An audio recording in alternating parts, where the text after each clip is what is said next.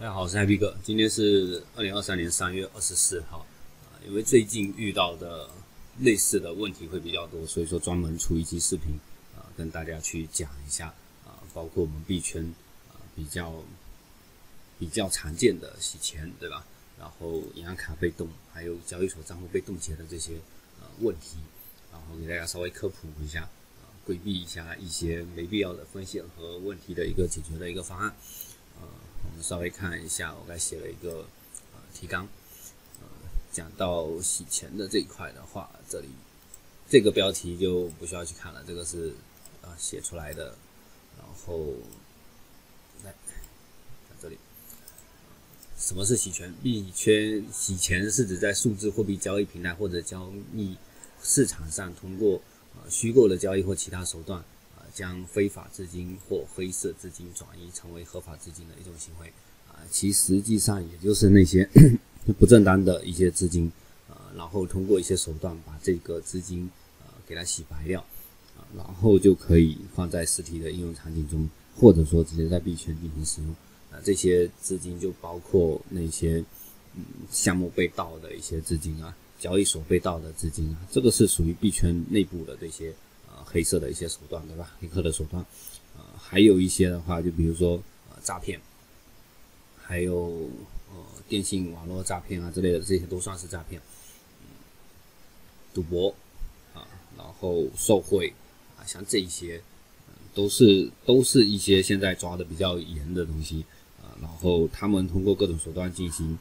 洗钱的话，其实并没有说那么的方便反而的话是因为数字货币的一个便利性所以说现在市面上主流的一些洗钱的手段都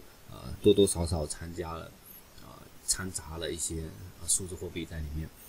然后币圈的主要的几个洗钱的手法这边我给大家去列出来了，稍微跟大家去讲一下。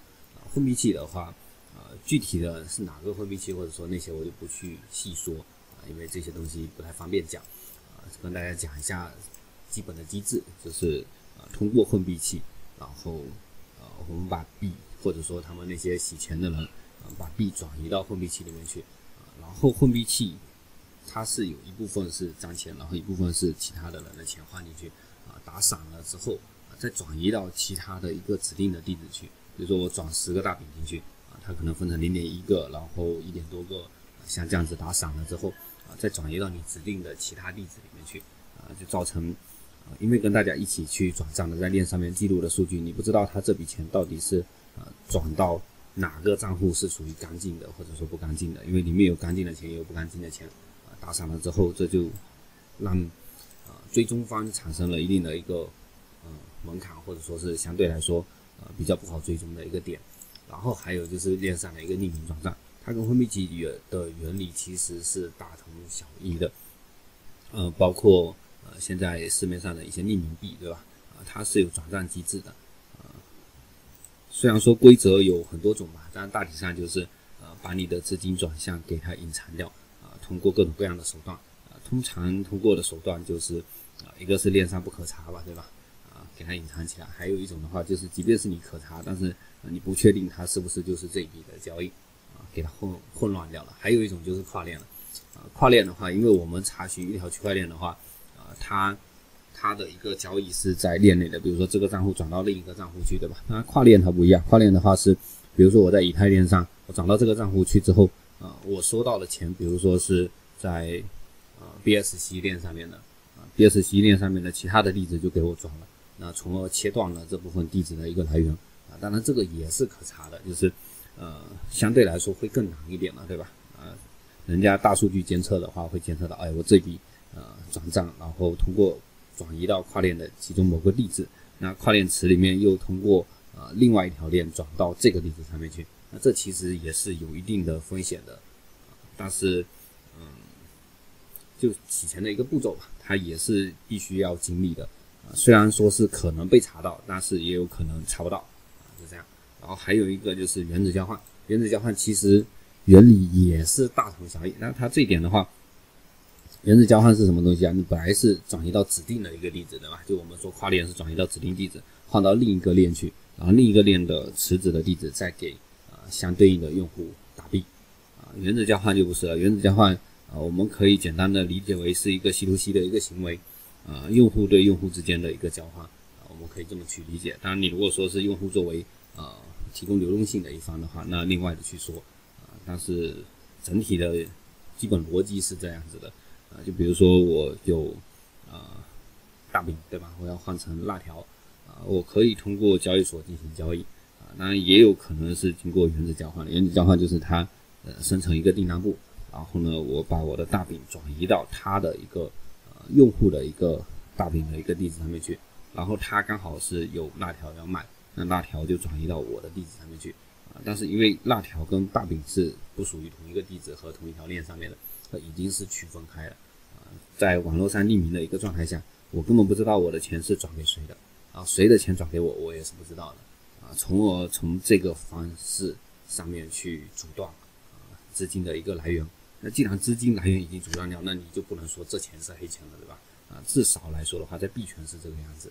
那还有一种办法的话，最直接最干脆的一个手段是什么呢？就是比如说他手上有一笔黑钱，对吧？他是通过线下的一个手段直接进行变现，变现完的话，这就直接就进行切断了。所以说像这些东西，最中心最难的，从高到低这样子去排列，正常是没有什么太大一个问题的，也是我所知道的这些方式里面最安全的方式是往下去走的。那这些的话跟大家稍微去介绍完了之后，来我们去看一下，你可能是在帮助别人去洗钱，所以说才有可能会遇到类似的一些风险的问题。那你可能是有匿名的需求而使用了跨链或者混币的功能，特别是跨链功能，可能有的时候都不是匿名需求产生的。比如说我在 BSC 链那上面没钱，但是我在以太上面有，又有项目需要投，或者我要在 BSC 链上面去进行操作，对吧？那这种情况下的话，我就会使用跨链功能，把币给跨链，通过那个跨链桥，然后把币给跨链过去。跨链过去完成之后，我就可以进行那条相对应链上面的一个操作了。还有就是出入金的一个需求，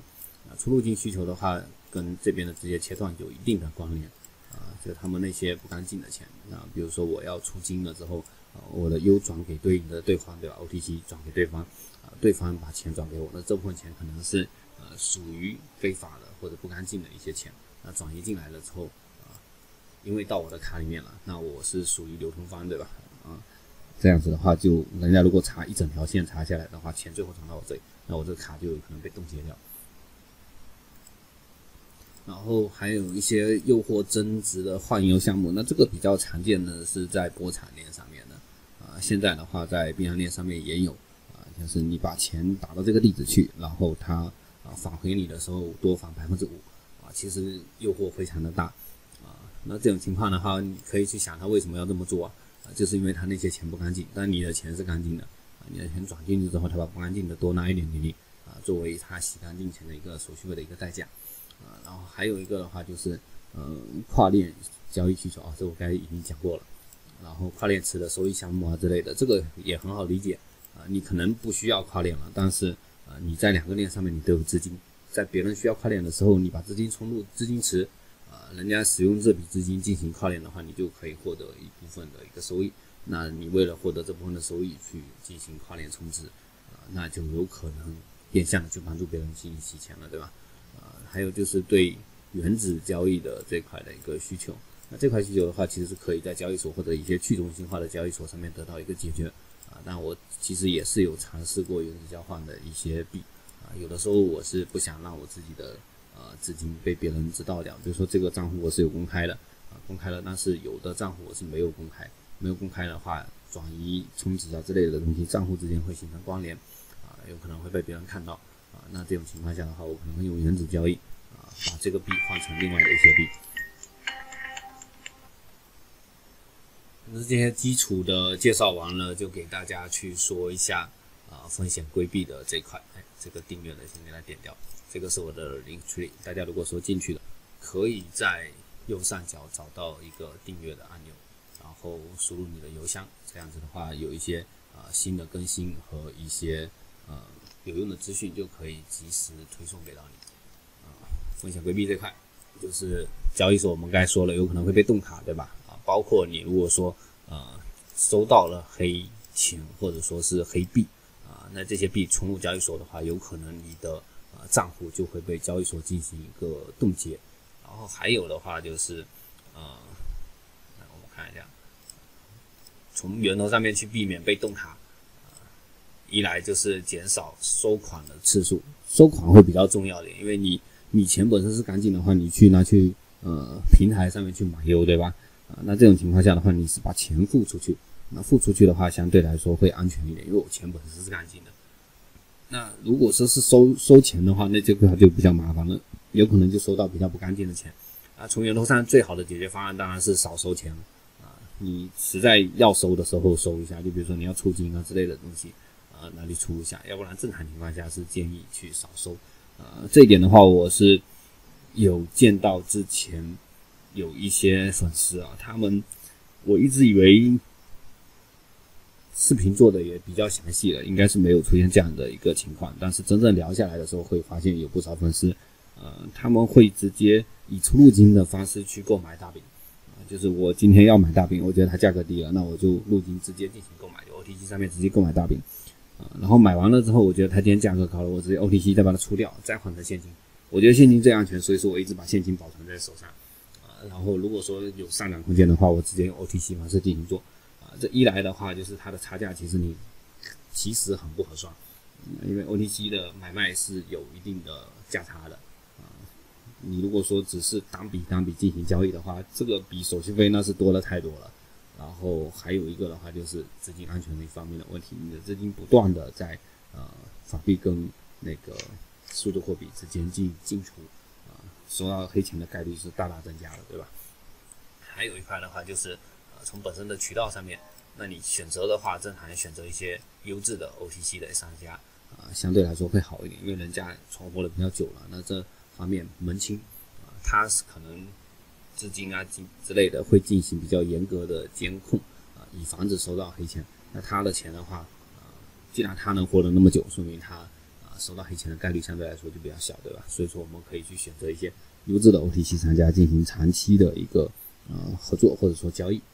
还有的话就是从身边熟悉的人或者说群里面非常熟悉信赖的人，那前提是要信赖那不信赖的话，你可以找一个其他信赖的人做一个中间人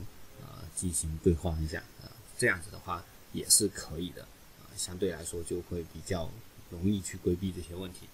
还有一个的话就是交易所风控，交易所风控的话这个会比较头疼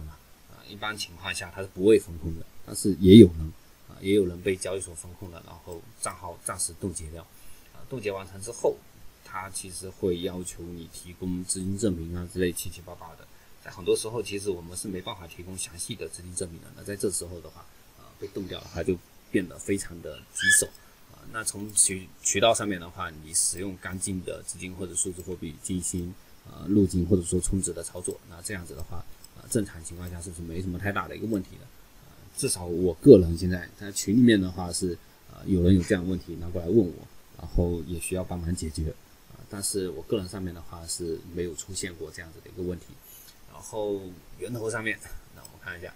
尽量使用去中心化的交易，比如说像PancakeSwap 然后 Uniswap 收息 Swap 像这些很多币种其实都可以在上面得到很好的一个交易的一个流动性和交易的一个体验，没必要所有的东西都放在交易所上面去交易这是其中一个点第二个点的话就是还有一些合约的用户其实现在去中心化合约交易所也是比较多，而且就是你做合约的资金，我正常觉得应该是属于快钱你做完了之后本金提掉之类的，那至少我交易策略是这个样子还有就是你挑的话应该要挑相对应更大的一个交易所更小的交易所它看风险能力差你所需要动用的资金，或者说你喜欢它那些交易所，比如说我们之前很喜欢在58上面进行操作，但58也倒了，对吧但是我们之前用的是合约的资金现货的话不放在里面去操作这一点。第二个点的话，我们进行的多是如果说大家是一起玩的话很多都是抽本策略，把本金先抽掉了，然后剩下的在里面进行复利的话也是隔一段时间也会往外提一部分的钱，当金额大到一定数额的时候也是分散到各个平台去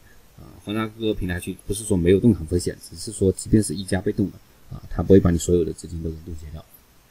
剩下的就你自己慢慢的处理就可以了。然后还有就是资金配比上面了，配比上面就我刚才讲的那些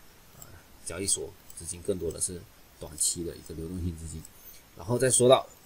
解决方案，就是如果说真的这些风险规避你都做了，但是有一不小心又中招了，那中招了怎么办呢？如果是被冻卡的话，正常情况下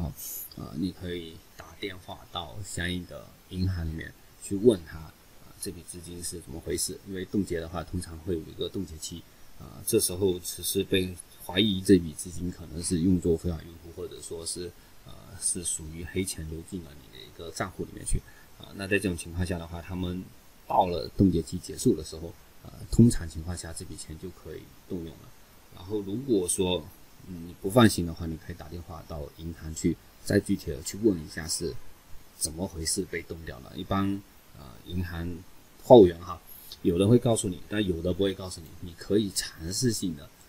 多打几个电话，他今天是他接有可能下午换班的时候就不是他接了，那另外一个人可能就会告诉你了这个是其中的一个小技巧嘛。然后你去问他是哪里的就是比如说是竞争之类的把你的卡给冻掉了，然后到时候再进行相应的应对策略的一个解决，对吧？这个我们其实遇到的也是比较多起了还有一个就是交易所的账户备份这种情况的话会比冻卡还要难解决一点那这个的话一般情况下简单的操作就是你有足够的资金证明之类的东西而且来源确实是合法合规的发过去的话是有可能被解冻掉的，但是也只是有可能它也是要看主动方是谁，有可能的话是比如说是交易所本身，但有可能不是所以说这个的话也是